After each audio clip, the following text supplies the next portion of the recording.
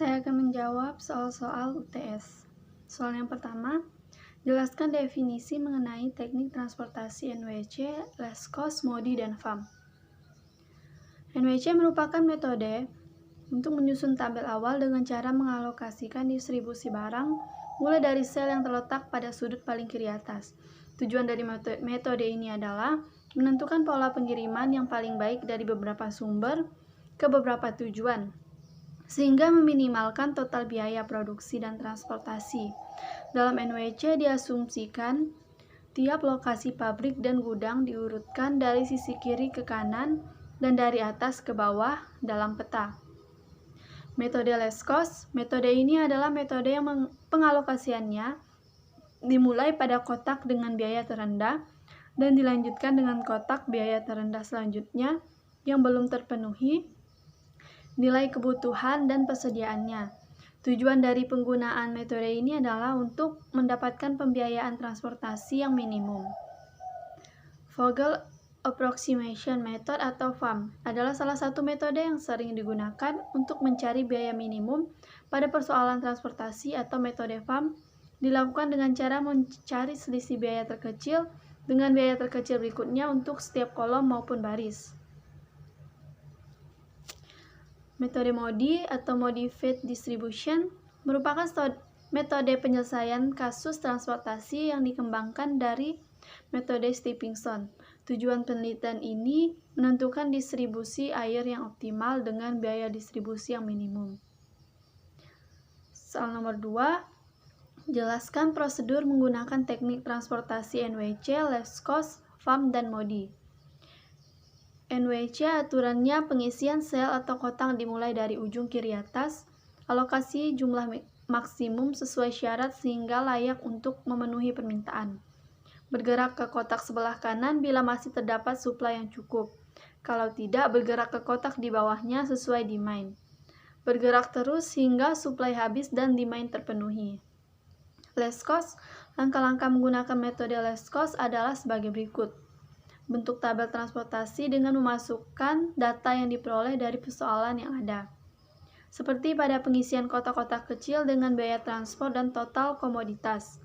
Pilih biaya atau terkecil pada kotak-kotak kecil dari kotak tabel transportasi. Bila terdapat kesamaan pada nilai kotak kecil, maka pilih total komoditas terbanyak dengan perhatikan kondisi muatan komoditas transport yang seimbang. Setelah biaya atau nilai terkecil pada kotak kecil tabel transportasi dipilih, maka isi nilai komoditas pada kotak transport yang di dalamnya terdapat kotak kecil tersebut. Bila kotak transport sudah terisi dengan komoditas, maka kemudian dilakukan pencoretan baris atau kolom yang melalui kotak tabel transport pada langkah ke C. Kembali pada langkah ke B dengan memilih biaya atau nilai terkecil pada kotak-kotak transport yang tersisa.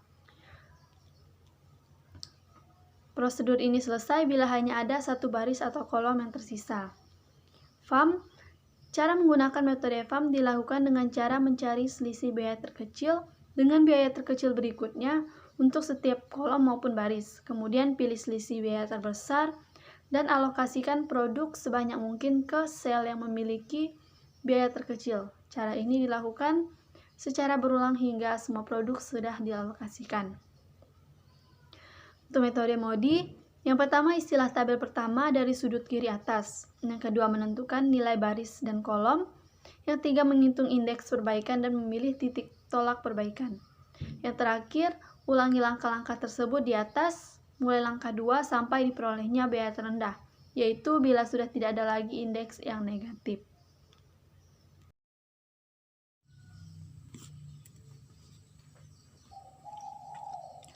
Dapat kita ketahui bahwa untuk menghitung metode transportasi NWC selalu dilakukan dari atas paling kiri terlebih dahulu.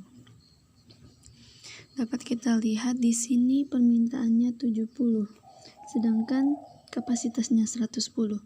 Untuk memenuhi permintaan yang 70, kita dapat mengambil di sini kita isi 70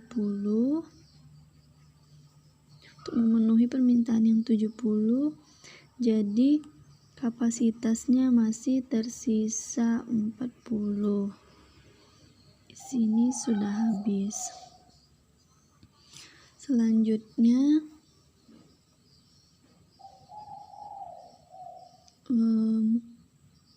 dapat dilihat permintaan yang 120 sedangkan kapasitasnya 40. Untuk memenuhi permintaan kita dapat menuliskan 40 dan sisa dari permintaannya adalah 80.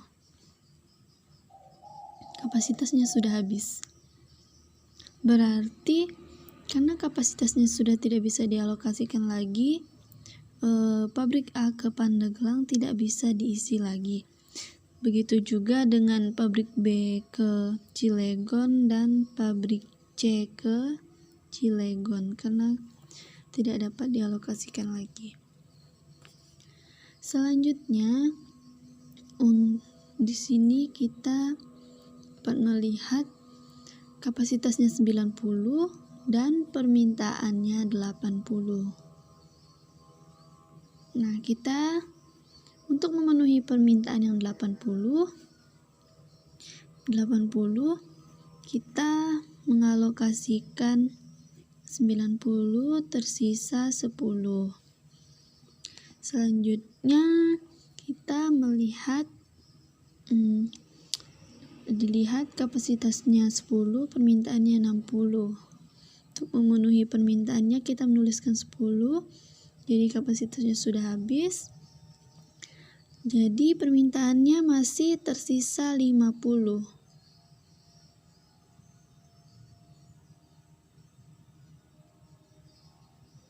Di sini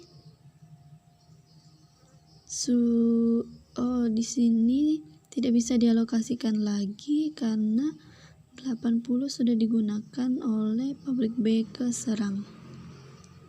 Selanjutnya di sini untuk dapat dilihat kapasitasnya 50 dan permintaannya 50. Untuk memenuhi permintaannya, kapasitasnya habis. Permintaannya juga habis. Selanjutnya untuk menghitung biaya transportasinya, di sini kita menghitung 70 dikalikan biayanya 54. Di 70 dikali 54 ditambah 40 dikalikan biayanya 50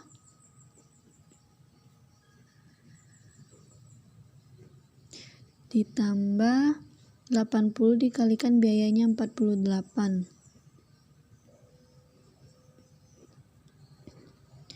ditambah 10 dikalikan biayanya 49 50 dikalikan biayanya 52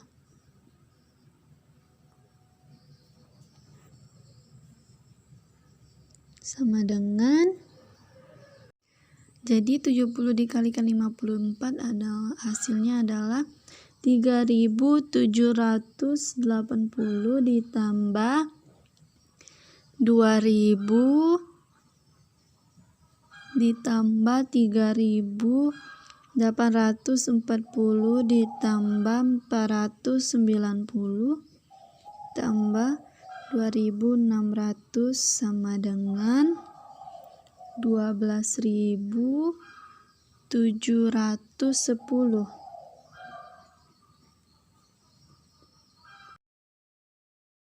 Metode transportasi LC.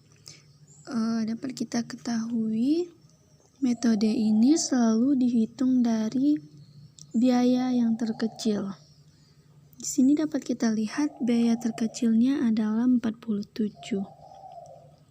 Jadi dapat dilihat permintaannya 70 dan kapasitasnya 50. Untuk memenuhi permintaan yang 70, kita mengalokasikan kapasitasnya 50. Sini kapasitasnya sudah habis, permintaannya tersisa 20. Karena kapasitas sudah dialokasikan ke pabrik C menuju Cilegon, jadi pabrik C menuju Serang dan pabrik C menuju Pandeglang tidak bisa dialokasikan lagi. Selanjutnya kita lihat angka terkecil kedua adalah 48. Biaya terkecil kedua adalah 48. Di sini dapat kita lihat kapasitasnya 90 dan permintaannya 120. Untuk memenuhi permintaan, kita mengalokasikan kapasitasnya yang 90. Di sini habis. Dan permintaannya tersisa 30.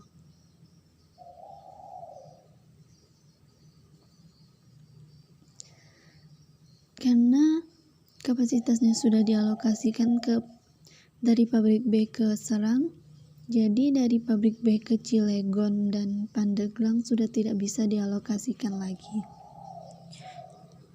Selanjutnya kita melihat biaya terendahnya di sini adalah 50. Dapat dilihat permintaannya 30 dan kapasitasnya 110. Untuk memenuhi permintaan ini kita nuliskan 30, berarti permintaannya habis. Kapasitasnya masih tersisa 80. Biaya terendah selanjutnya adalah 52. Di sini dapat dilihat permintaannya 60 dan kapasitasnya 80. Untuk memenuhi permintaan yang 60, kita mengalokasikan kapasitasnya dan tersisa 20. Selanjutnya yang terakhir kita melihat permintaannya 20 dan kapasitasnya 20, berarti sudah habis dialokasikan. Untuk biaya transportasinya 20 dikalikan 54 ditambah 30 dikalikan 50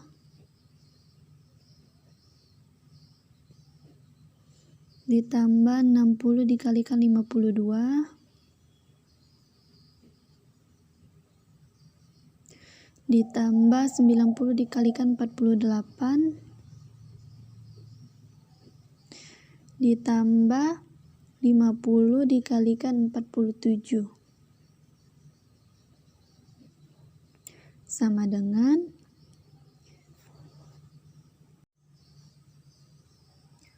20 dikalikan 54 sama dengan 1080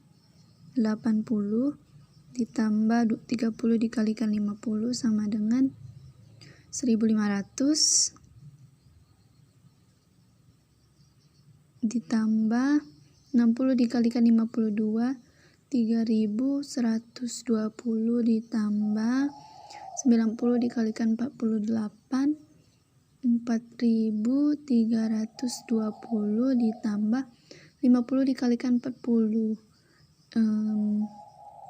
200 sama dengan 2000 ya. 12.020.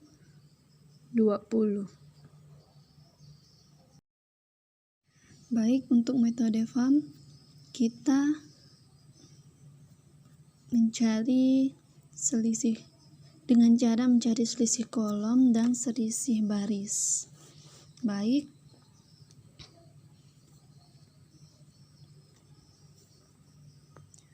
untuk selisih barisnya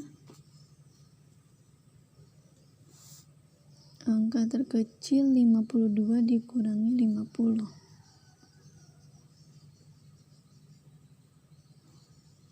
sama dengan 2. 49 dikurangi 48 1.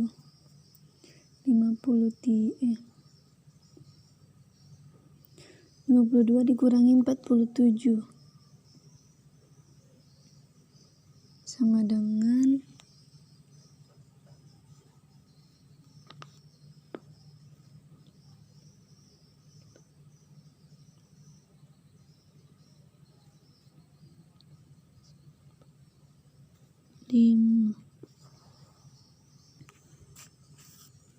Selisih kolomnya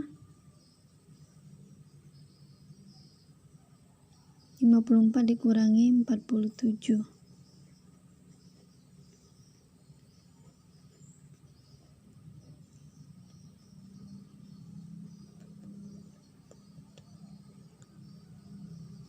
Tujuh 50 dikurangi 48.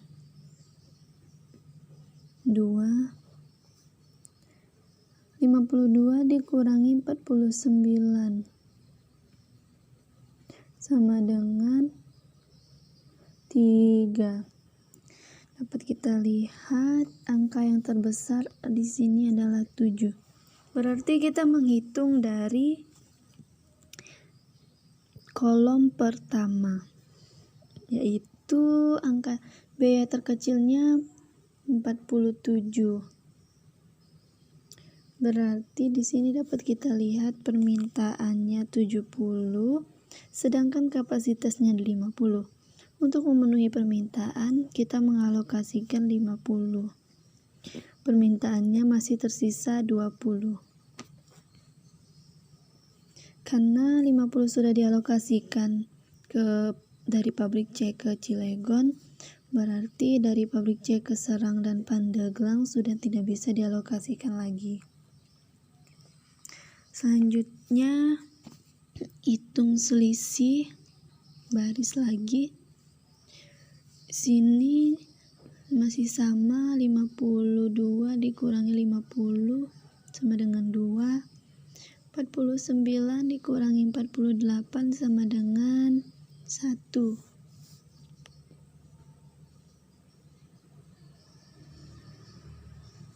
Ini sudah habis. Selanjutnya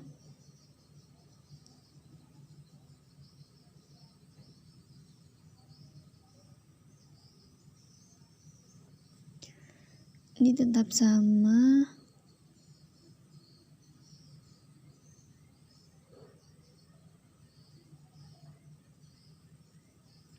Enam puluh satu dikurangi 54 sama dengan 9. Sini masih tetap 2, sini 3. Jadi dapat kita lihat yang tertinggi adalah di sini nilainya adalah 9. Berarti kita menghitung dari kolom pertama lagi. Di sini dapat kita lihat permintaannya 20, kapasitasnya 110. Untuk memenuhi permintaan yang 20,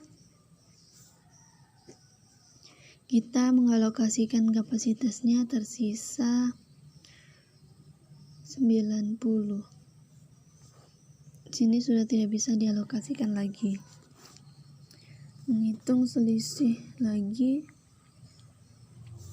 Sini tetap 2, sini tetap 1, sini sudah habis.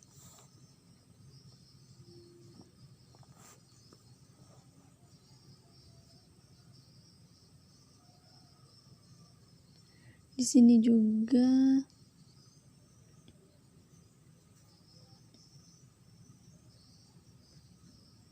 sudah habis.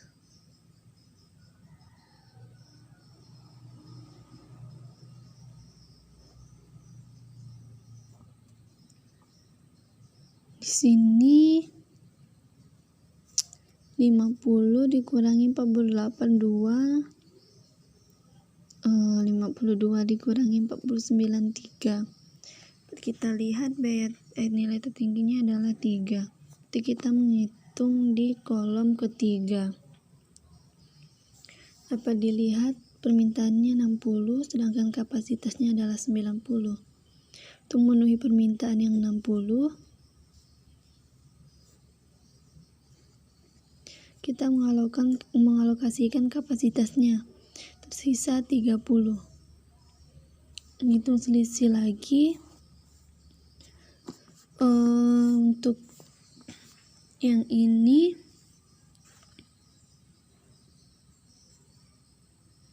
masih tetap sama 2. Ini 1 sudah habis. Untuk yang kolom ini habis. Yang ini 2 dan ini sudah habis. Dapat dilihat nilai tertingginya terdapat 2 ada di kolom dan baris. Untuk mengetahuinya di sini kita menghitung dari yang ini. Dapat dilihat permintaannya 120 dan kapasitasnya 90. Untuk memenuhi permintaannya, kita mengalokasikan kapasitas yang 90. Permintaannya tersisa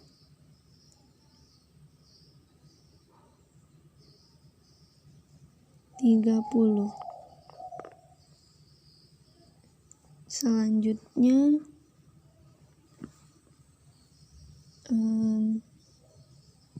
sini tidak bisa dialokasikan lagi. Kita lihat permintaannya 30 dan kapasitasnya 30. Untuk memenuhi permintaan kita menuliskan 30, mengalokasikan 30. Permintaan dan kapasitasnya sudah habis. Selanjutnya untuk menghitung biaya transportasi. Sini 20 dikalikan 54 ditambah 90 dikalikan 50 ditambah 30 dikalikan 48 ditambah 60 dikalikan 49 ditambah 50 dikalikan 47 sama dengan 1080 ditambah 4500 ditambah 1440 ditambah 2940 ditambah 2350 sama dengan 12.310.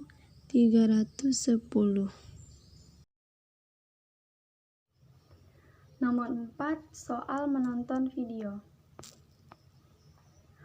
Pembicaranya adalah Diah Armeliza, judul Manajemen Operasi Bab 4 Peramal Heiser Render.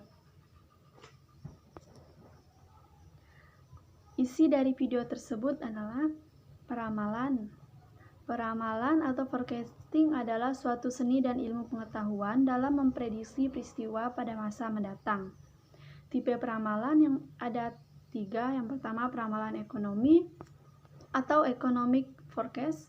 Yang kedua, peramalan teknologi atau technological forecast. Yang ketiga, peramalan permintaan atau demand forecast. Peramalan runtun waktu. Terdapat 4 komponen runtun waktu. Yang pertama, kecenderungan adalah pergerakan data secara bertahap ke atas atau ke bawah selama bertahun-tahun. Yang kedua, musiman adalah pola data yang mengulang dengan sendirinya setelah satu periode hari, minggu, bulan, atau kuartalan. Ketiga, siklus adalah pola dalam data yang terjadi setiap beberapa tahun. Yang keempat, variasi secara acak adalah blip di dalam data yang disebabkan oleh adanya peluang dan situasi yang tidak seperti biasanya. Peramalan runtun waktu terdapat dua rumus yang sering digunakan. Yang pertama yaitu pergerakan rata-rata. Pergerakan rata-rata sama dengan jumlah permintaan dalam periode sebelumnya dibagi N. Yang kedua, pergerakan rata-rata bobot. Pergerakan rata-rata bobot sama dengan jumlah bobot untuk periode N, untuk periode tertentu, dikali permintaan dalam periode tertentu dibagi jumlah bobot. Sekian dari saya, terima kasih.